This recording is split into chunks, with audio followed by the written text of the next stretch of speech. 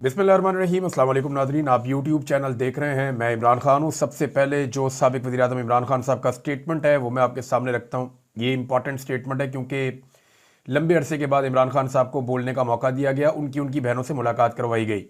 ये स्टेटमेंट इमरान खान साहब के अपने ट्विटर अकाउंट से शेयर किया गया है, यानी ये ऑफिशियल है और यही इमरान खान साहब ने कहा है और ये कन्फर्मेशन के बाद दिया गया है।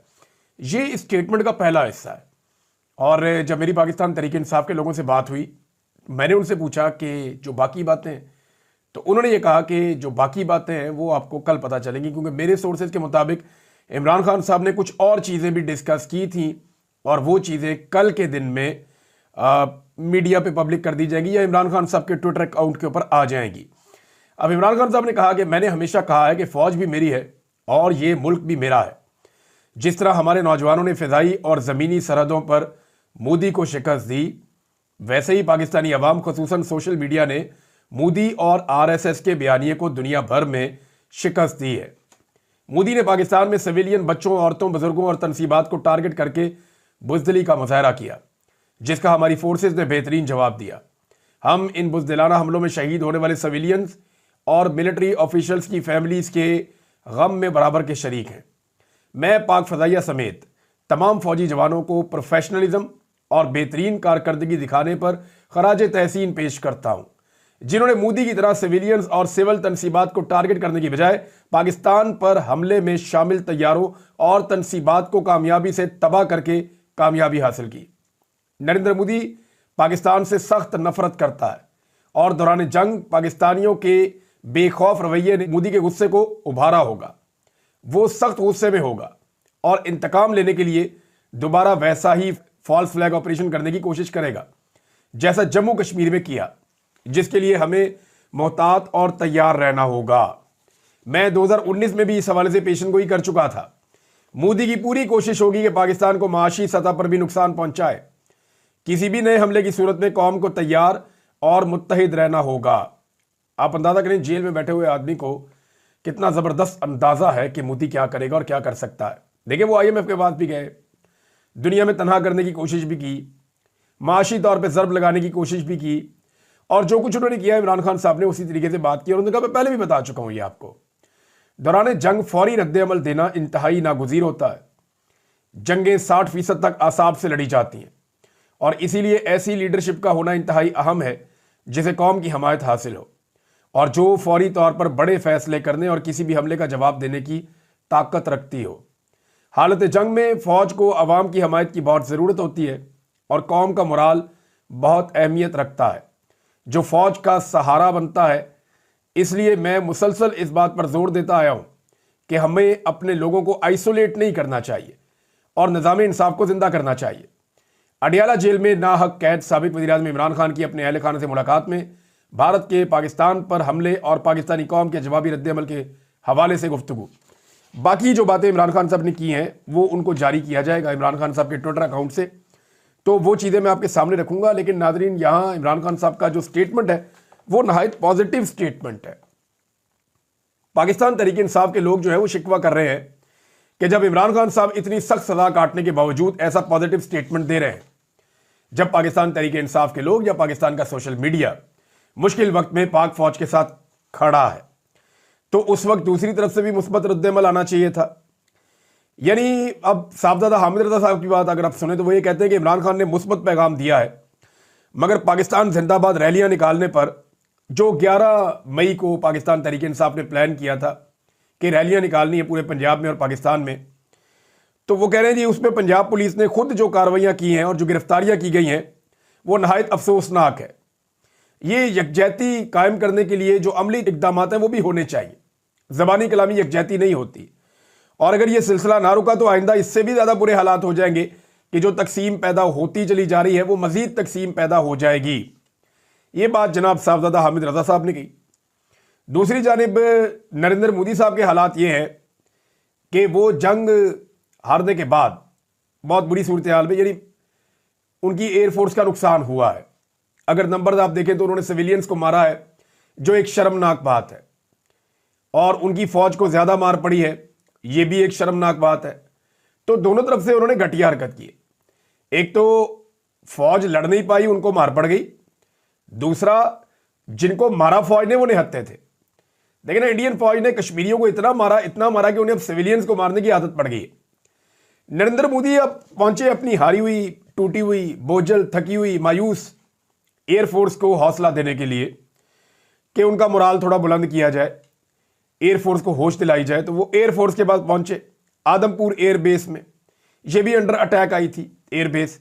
यहां पे नरेंद्र मोदी साहब गए तो पायलट्स ने और एयरमैन ने और बाकी जो इंडियन एयरफोर्स का, देखें है तो वो प्रोफेशनल एयरफोर्स ही है ना, अभी हारी हुई है, मायूस है, बेचारे बहुत बुरी हालात का शिकार है। पूरे इंडिया में उन पे आवाजें उठ रही हैं।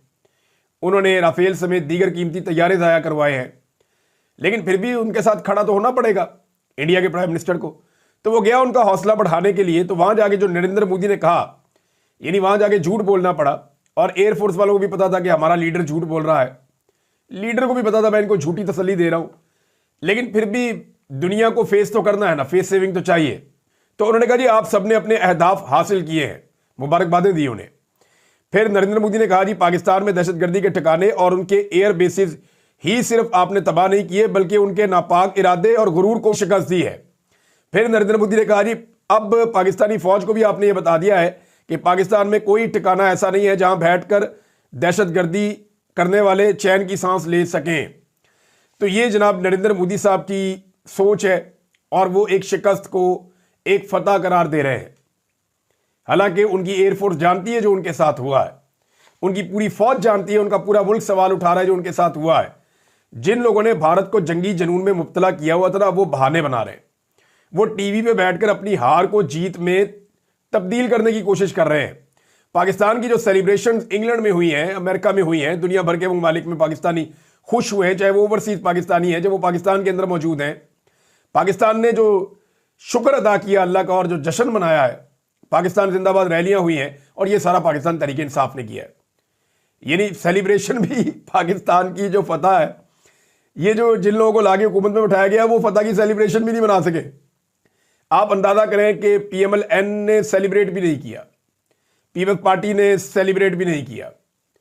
सेलिब्रेट किसने किया? जिसने उस लड़ाई को जीता, वो पाकिस्तान तहरीक इंसाफ है, जिन्होंने सोशल मीडिया के बहाज के ऊपर और प्रोपेगेंडा की वॉर में इंडिया को शिकस्त दी, और साथ ही साथ जो है वो कौम का हौसला भी बड़ा बुलंद रखा उन्होंने। यानी ऐसी ऐसी मीम्स बनाई पाकिस्तान के मीडिया ने कि जंग का खौफ ही नहीं था कौम को, और कौम जो है वो बड़ी डट के उस जंग में अपनी फौज के साथ और अपने मुल्क के साथ अपने दिफा के लिए खड़ी हुई थी। अब ब्लूमबर्ग ने एक रिपोर्ट लिखी है नाज़रीन, ये बड़ी इंटरेस्टिंग रिपोर्ट है। ये जो ऑपरेशन किया पाकिस्तान ने, इसमें जो रिपोर्ट है ब्लूमबर्ग की, वो क्या बताती है? वो बड़ा क्लियर कह चुकी है कि पूरी दुनिया में धूम मच गई है ना कि पाक फदाइया के हाथों भारतीय तैयारों की तबाही से जो है वो पूरी दुनिया में चीनी हथियारों की धूम मच गई है। ब्लूमबर्ग में शाया होने वाली एक रिपोर्ट के मुताबिक पाकिस्तान के शाहीनों ने चीनी साख्ता J-10C लड़ाका तैयारों की जहानत और महारत से इनका बखूबी इस्तेमाल किया है, जिसके बायस भारत के 3 जदीद फ्रांसीसी राफेल तैयारों समेत 5 भारतीय जंगी तैयारे खजा रसीदा पत्तों की माने टूटकर बिखर गए। यानी अब ये तो बहुत ही खालिस उर्दू लिख दी है, लेकिन दुनिया ये कह रही है, ये ब्लूमबर्ग की रिपोर्ट है कि चीनी हथियारों की मांग में इजाफा हो गया, जबकि राफेल बनाने वाली कंपनी जो है उसकी मांग लगातार नीचे जा रही है, नीचे जा रही है, नीचे जा रही है। ये नरेंद्र मोदी साहब का बुरा वक्त चल रहा है। अब जो भी उनके साथ खड़ा होगा उसकी मांग नीचे ही जाएगी, उसके शेयर्स गिरेंगे, उसका भाव नहीं बढ़ेगा। एक स्टेटमेंट जो है वो बड़ा पॉपुलर हो गया आजकल और बहुत ज्यादा वो वायरल हो गया। ये स्टेटमेंट तो 2019 का है, लेकिन आप जरा इस स्टेटमेंट को थोड़ा सा सुनिए। ये जो आवाज आप सुनने जा रहे हैं ये राहुल गांधी की है। ये इंडिया में जो कांग्रेस लीडर हैं वो है राहुल गांधी, और ये अपोजिशन में है, और इनके बिल्कुल पीछे खड़ी हैं इनकी बहन प्रियंका गांधी। अब ये जो राहुल गांधी हैं, इन्होंने 2019 में जब नरेंद्र मोदी ने राफेल का सौदा किया था तब इन्होंने कोई बात की थी। वो बात इस वक्त पूरे भारत में नहीं पूरी दुनिया में वायरल हो रही है।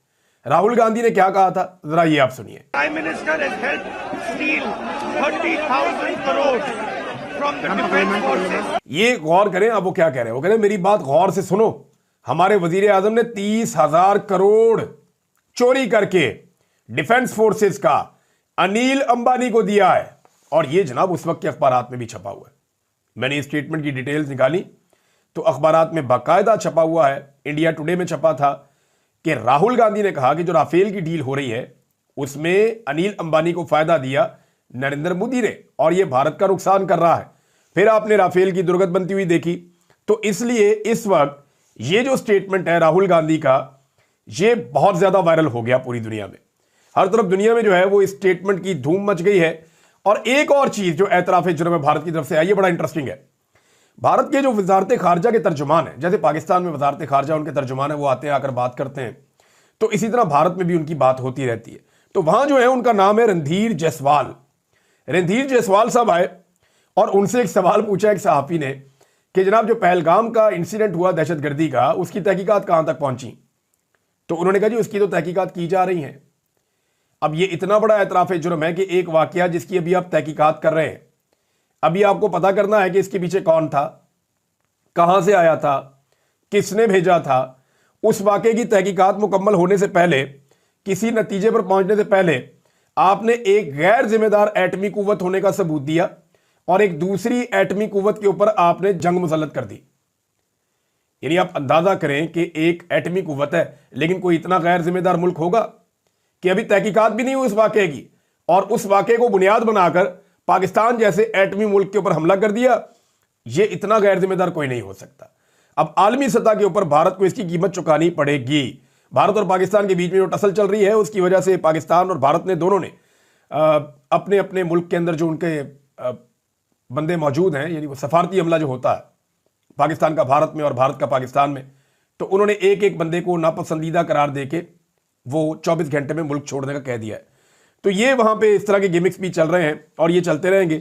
लेकिन डोनाल्ड ट्रंप ने इस मौके पर पाकिस्तान और भारत के बारे में बात की है।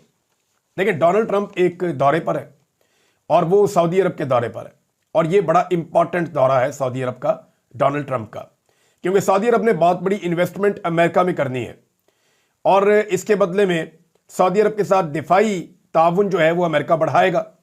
और मिडिल ईस्ट के लिए ये बहुत इंपॉर्टेंट दौरा है क्योंकि यहां पे पूरे मिडिल ईस्ट के ऊपर इसके असरात पड़ेंगे। स्पेशली डोनाल्ड ट्रंप ये चाहता है कि गजा के हवाले से वो कोई ऐसा हल निकाल ले, जैसा कि वो ये सोचता है कि गजा के रहने वाले तमाम मुसलमानों को वहां से शिफ्ट कर दिया जाए। और गजा का जो प्लॉट है या प्रॉपर्टी है, गजा जो है वो दुनिया की बेहतरीन लोकेशन में से एक है। इस जगह के ऊपर डोनाल्ड ट्रंप ये चाहता है कि वो बहुत शानदार किस्म की वो चीजें बनाए। लेकिन वहां के मुसलमान कहां जाएंगे? वो जो वहां सदियों से रहते चले आ रहे हैं, जिनका हक है उस जमीन के ऊपर, उन्हें वहां से कैसे निकाला जा सकता है? इसके बदले में जो अरब ममालिक हैं उन्होंने कहा जी बिल्कुल ठीक है, हम गजा को तामीर करते हैं, शानदार तामीर करते हैं, जैसा आप कह रहे हैं उससे बेहतर तामीर करते हैं, लेकिन गजा के रहने वाले गजा में ही रहेंगे, इसका फंड हम देंगे। अब डोनाल्ड ट्रंप उनके साथ किसी नतीजे पर पहुंचते या नहीं पहुंचते, लेकिन पाकिस्तान और भारत के हवाले से उन्होंने दोबारा कहा कि मैंने इन दोनों को जंग से रोका और मैंने कहा कि आओ ट्रेड करते हैं। पहले ये कहा था कि थोड़ा मैंने धमकाया था, लेकिन अब उन्होंने थोड़ा अल्फाज को चेंज किया डोनाल्ड ट्रंप ने। और उन्होंने कहा मैं उम्मीद करता हूं कि पाकिस्तानी और भारतीय क़यादत के साथ मुश्तरका डिनर कर सकेंगे, क्योंकि डोनाल्ड ट्रंप ने कहा कि कश्मीर के मामले पर मैं सालसी करने के लिए तैयार हूं। तो पाकिस्तान के वज़ीर आज़म ने फौरन कहा कि जनाब आप कर दें फैसला कश्मीर का, हमें बिठा के दोनों को। लेकिन सेम टाइम में इंडिया ने इनकार कर दिया। इंडिया ने कहा जी हम जाने और पाकिस्तान जाने, आप कौन होते हैं बीच में आकर फैसला करने वाले? ये वजह यह है कि पाकिस्तान तो कहेगा दुनिया का कोई भी मुल्क बैठ जाए न्यूट्रल बन के और कश्मीर का मामला हल कर दे, क्योंकि पाकिस्तान इसमें गिल्टी नहीं है। इंडिया क्योंकि इसमें गिल्टी है तो इंडिया कहता है कोई भी ना बैठे बीच में, क्योंकि उसे पता है कोई तीसरी कुव्वत बैठेगी तो फौरन डिसीजन ले लेगी कि पाकिस्तान ठीक कह रहा है, इंडिया गलत कह रहा है, कश्मीरियों का हक मारा गया है। बहरहाल डोनाल्ड ट्रंप कुछ और चाहता है। दुनिया के कुछ बड़े मसाइल जो अभी बाकी हैं उनमें एक मसला फ़लस्तीन है, मसला कश्मीर है, दीगर कुछ और मसाइल हैं। उधर जो है ईरान के साथ भी एक इनकी टसल चल रही है। ईरान के ऊपर पाबंदियां लगाने की बात की डोनाल्ड ट्रंप ने और सेम टाइम में शाम के ऊपर से पाबंदियां उठाने की भी बात की डोनाल्ड ट्रंप ने। अच्छा, ये जो शाम के ऊपर से पाबंदियां उठाई है ना, क्योंकि बशार चला गया है वहां से शाम से, और इस वक्त शाम में जो हुकूमत बनी है वो सऊदी अरब को भी पसंद है, इवन अमेरिका को भी अब वो बुरी नहीं लगती। लिहाजा सऊदी वली अहद जो हैं मोहम्मद बिन सलमान, उनके कहने पर डोनाल्ड ट्रंप ने ये ऐलान किया उस तकरीब में कि जनाब मैं अभी ऐलान करता हूं कि शाम के ऊपर से हम अपनी पाबंदियां उठा रहे हैं। इस पे बड़ी तालियां बजी, बड़ी वाहवाकारी हुई। और डोनाल्ड ट्रंप को फिर चुप करना पड़ा थोड़ी देर के लिए, क्योंकि लोगों ने बहुत इसको अप्रिशिएट किया। हत्ता कि मोहम्मद बिन सलमान तालियां बजाते बजाते खड़े हो गए और बाकी सब लोग भी खड़े हो गए और वहां पे बहुत देर तक डोनाल्ड ट्रंप का शुक्रिया अदा किया गया कि उन्होंने शाम के ऊपर से पाबंदियां खत्म कर दी हैं। लेकिन देखें, जो ये जितने मर्जी ममालिक एक दूसरे के करीब आए, यहां अपने कौमी मफादात या अपने मुल्की मफादात सबसे आगे रखे जाते हैं। और डोनाल्ड ट्रंप को जब एक मशरूब पेश किया गया, ये एक विजुअल है, ये बहुत ज़्यादा वायरल हो रहा है पूरी दुनिया में। एक छोटा सा गिलास है, एक सऊदी अमले का शख्स है जो आता है और एक मशरूब देता है डोनाल्ड ट्रंप को, वो मेहमान है, और एक मशरूब देता है मोहम्मद बिन सलमान को। डोनाल्ड ट्रंप अपने मशरूब को अपने घुटनों के बीच में अपने हाथ में पकड़ के बैठ जाते हैं, जबकि मोहम्मद बिन सलमान जो है वो उस मशरूब को पी लेते हैं। मोहम्मद बिन सलमान उस मशरूब को पीते हैं और वो गिलास वापस चला जाता है। लेकिन डोनाल्ड ट्रंप ने क्योंकि मशरूब को नहीं पिया, तो मशरूब उनके हाथ में था और उसके बाद वो बड़े आराम से थोड़ा झुकते हैं उसकी तरफ, मोहम्मद बिन सलमान को मुखातिब करते हैं, मोहम्मद बिन सलमान के साथ बातचीत शुरू करते हैं और बड़े गैर महसूस अंदाज में अपना एक हाथ पीछे लगा के और उस मशरूब को साइड में फेंक देते हैं। डोनाल्ड ट्रंप ने वो मशरूब क्यों नहीं पिया?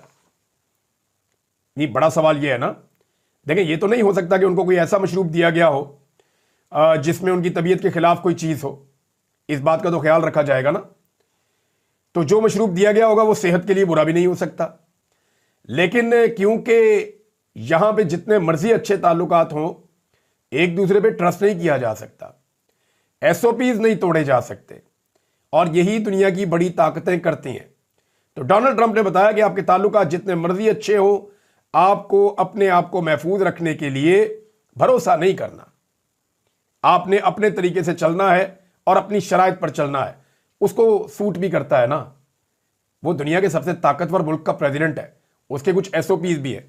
बहरहाल डोनाल्ड ट्रंप ने उस मशरूब को नहीं पिया और बड़ी चालाकी से साइड पे हाथ ले जाके पीछे से उसको मशरूब को गायब कर दिया और उसको पीने से गुरेज किया। तो ये एक विजुअल पूरी दुनिया में बड़ा वायरल हो रहा है। शायद सऊदी लोगों को अच्छा ना लगे, लेकिन उन्हें अच्छा ना लगे या अच्छा लगे, इससे कोई फर्क नहीं पड़ता। कमल शौजब साहिबा का एक जो वीडियो है वो वायरल हो गई है। शायद ये एक लीक वीडियो है जिसमें वो शायद कहीं बात कर रही थी, वहां से वो क्लिप निकला और लग गया, और उसमें उन्होंने अलीमा खान साहिबा पे तनकीद की है जो इमरान खान साहब की बहन है।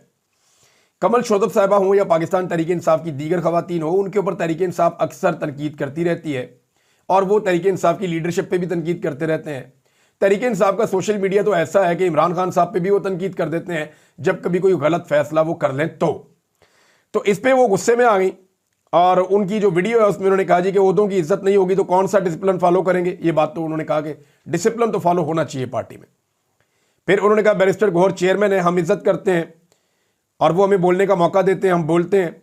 इमरान खान ने ओहदे दिए हैं, उनके फैसले की इज्जत हम कर रहे हैं। कोई कौन होता है उसको ये कहने वाला, ये तो मुंशी है, फलाना है, या ये बातें करने वाला। टके टके के लोग जो उठकर बदतमीजियां कर रहे हैं, जो इमरान खान के गेट के ऊपर जो लोग ड्यूटियां देते थे वो उठकर पार्टी चेयरमैन को बेइज्जत कर रहे हैं। देखिए, जो लोग गेट के ऊपर ड्यूटियां देते थे वो तनख्वाहदार नहीं थे, ये सारे वो लोग थे जो अपनी जान पर खेल के इमरान खान साहब की हिफाजत कर रहे थे। मेरे ख्याल में यहाँ थोड़ा सा ओवरडोज हो गई। जो लोग बाहर खड़े हुए थे वो बड़े काबिल एहतराम लोग थे, बड़े बड़े बिजनेसमैन, बड़े अच्छे लोग, तगड़े पैसे वाले लोग भी वहाँ आकर बैठे हुए थे। वो वहीं पर आके बाहर ड्यूटी देते थे और वो अपनी मर्जी से आकर बैठते थे, उन्हें कोई बुलाता नहीं था या उनकी ये ड्यूटी नहीं थी एज सच। वो आकर कहते थे जी ठीक है, हमने अपने लीडर की हिफाजत करनी है। फिर उन्होंने कहा जी कि अलीमा खान ने कहा कि गौहर, कौन गौहर? इमरान खान चेयरमैन है, तो मैं अलीमा आपा से लड़ूंगी जिस दिन मुझे वो नजर आएंगी कि या तो आप ऐलान करें कि आप सियासत में आ गई हैं, और अगर आप खान साहब की फैमिली हैं तो प्लीज आप पार्टी को फिर बर्बाद मत करें बाहर से बैठकर। अच्छा, अब ये उसके बाद बड़ा ज़ेर अताब आ गई हैं कमल शौजब साहबा। वजह यह है कि इससे पहले भी इन पर इल्ज़ाम लगते रहे कि ये खवातीन मखसूस नशिस्तों के हवाले से अदालतों में ज़रूर जाती हैं, लेकिन इमरान खान के केसेस हों, एहतजाज हों या अदालती कोई अडियाला की कार्रवाइयाँ हों, वहाँ पर इनकी हाज़िरियाँ जो है वो अक्सर नहीं लगती। तो इस वजह से इनके ऊपर जो है वो पहले भी काफ़ी पाकिस्तान तहरीक इंसाफ के अंदर से जो है वो आवाज़ें एहतजाज की उठती रहती हैं। जब एक पार्टी ऐसी हालात में होती है तो ये नॉर्मल है चीज़ें। मेरे ख्याल में इन चीज़ों को बर्दाश्त करना चाहिए। और इमरान खान की बहनें जो हैं वो एक मखसूस स्टेट ऑफ माइंड से गुजर रही हैं जिसको सब लोग समझ नहीं सकते। उनका भाई जो है वो उम्र के इस हिस्से में है, वो खुद भी, और उनके साथ जो कुछ हो रहा है, 70 साल से ज़ायद उनकी उम्रें हैं, बार बार वो गिरफ्तार हो जाती हैं, बार बार उन्हें जो है वो टॉर्चर किया जाता है, उन्हें परेशान किया जाता है, 2-2 महीने उनके भाई से उनकी मुलाकात नहीं होने दी जाती। तो अगर वो कोई सख्त बात कर दें तो मेरा नहीं ख्याल, जैसे फैसल चौधरी की मैं तारीफ करूंगा, आप उन्हें कुछ भी कहें, लेकिन जब उनके ऊपर अलीमा खान साहिबा ने उनके ऊपर तनकीद की तो उन्होंने उसको वेलकम किया। उन्होंने कहा जी इमरान खान की बहनें परेशान हैं, वो मुझे कुछ भी कह सकती हैं और उनकी परेशानी और उनका कहना जायज़ है, मैं किसी किस्म का जो है इसके ऊपर रद्द-ए-अमल नहीं दूंगा। तो फैसल चौधरी ने बड़े ज़र्फ का सबूत दिया था। जुनैद अकबर साहब ने एक बात की है, उन्होंने कहा लोग निकलना चाहते हैं इमरान खान के लिए, लेकिन अगर मेरी जेब में खोटे सिक्के हों इनकलाब के लिए तो कैसे लोगों को निकालूंगा। इनकलाब के लिए तो ईमानदार लोगों की ज़रूरत है, जिनकी अपने मकसद से कमिटमेंट हो, जो एस्टेब्लिशमेंट से कंप्रोमाइज़ लोग उनके इशारों पर बैठे और उनके इशारों पर खड़े हों, वो लोग तो नहीं चाहिए। अगर मुझे आप क़यादत ऐसी दें जो कंप्रोमाइज़ भी हो, उन पर इल्ज़ामात भी हों, फिर मुझे कहें कि सैलाब लेकर आ जाए, तो मैंने क्या अवाम से गालियां खानी है। यानी उनका कहने का मतलब यह है कि मैं तो अवाम को निकाल कर ले आऊंगा, लेकिन ये बाकी लीडरशिप कंप्रोमाइज़ कर लेती है। जब ये कंप्रोमाइज़ कर लेगी तो फिर मैं क्यों अवाम से गालियां खाऊं। तो कंप्रोमाइज़ नहीं होना चाहिए। शायद वो मजीद इख्तियारात चाह रहे हैं पार्टी के अंदर और कुछ ओहदों में तब्दीलियां चाह रहे हैं। हो सकता है इमरान खान साहब से उनकी मुलाकात हो तो वो कुछ बातें कर पाएं। नादरीन, सरम जावेद साहिबा ने एक मरतबा फिर साबित किया है कि वो एक मजबूत आसाब की खातून है। जब उन्हें लाया गया पेशी पे तो जिस तरह उन्होंने खुलकर बात की, ना सिर्फ ऑपरेशन के बारे में, इंडिया के बारे में, मोदी के बारे में, नवाज शरीफ के बारे में, मरियम के बारे में, आर्मी चीफ के हवाले से सवाल किया गया तो उन्होंने कहा जी आर्मी चीफ को अगर मैंने कुछ कहा है तो उनका नुमाइंदा आगे अदालत में पेश हो जाए ना। ये कैसे हो सकता है कि आप मुझे सिर्फ ज़बानी कलामी करी जाए। तो बड़े मजबूत आसाब की खातून है, आयरन लेडी है वाकई। और ये खातून मरियम नवाज को आंखों में चुभती है और इसीलिए हर दफ़ा इन्हें जो है निशान इबरत बनाने की कोशिश की जाती है। कुछ नून लीगी जो है ना नवाज शरीफ साहब से इतने मायूस हो गए हैं कि वो अब इमरान खान का मुवाजना औरंगजेब साहब से कर रहे हैं।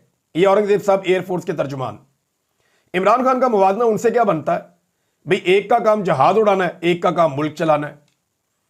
एक ने जंग लड़नी है, एक ने जंग का सामान खरीद के और सहूलत फराम करनी है। ये तो मुवाजना को बनता नहीं है। क्या औरंगजेब साहब ने इलेक्शन लड़ने का फैसला कर लिया है जो आप इमरान खान साहब से उनका मुवाजना करेंगे। मसला सिर्फ इतना है कि नवाज शरीफ साहब इस हद तक नीचे जा चुके हैं कि अब उनकी पार्टी के लोग या उनके करीबी लोग जो हैं वो बंदे ढूंढते कि कोई मकबूल आदमी हो तो इमरान खान के खाते डाल दें। वो बेचारा थ्रो फेंकने वाला आया था नदीम, उसको उठा के इमरान खान के सामने खड़ा कर दिया। यानी इनको जो बंदा थोड़ा सा भी मकबूल नजर आता है ना, उसको लाके इमरान खान के सामने खड़े करके टेस्ट करते हैं। और भाई हर एक का अपना अपना काम है। इमरान खान लीडर है, उसका मुकाबला करना है। अपने तो आर्मी चीफ से भी नहीं कर सकते आप। आसिम मुनीर से उनका क्या मुवाजना, ये रिटायर हो जाएंगे, वो लीडर है, वो फैसले करने वाला है, ये फैसले फॉलो करने वाले हैं। तो ये मुवाजना आप सिर्फ कर सकते हैं नवाज शरीफ से, जरदारी से। वहां बेचारों से हो नहीं रहा तो वो बंदे ढूंढते रहते हैं। अब तक के लिए इतनी, अपना ख्याल रखिएगा, अपने चैनल का भी। अल्लाह हाफिज।